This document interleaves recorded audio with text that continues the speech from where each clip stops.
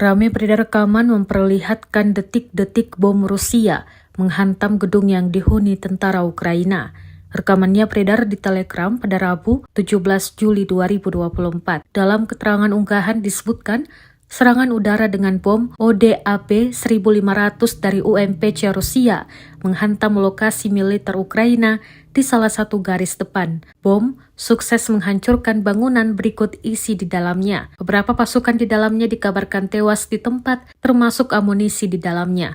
Rekamannya pun menuai berbagai komentar dari warganet. Masih ada beberapa hal baru yang terjadi mewarnai perang Rusia-Ukraina hari ke-875 pada Rabu 17 Juli 2024 ini. Termasuk Kremlin mengatakan Rusia perlu memahami dulu maksud Presiden Ukraina Volodymyr Zelensky sebelum membahas perdamaian dengan Kiev.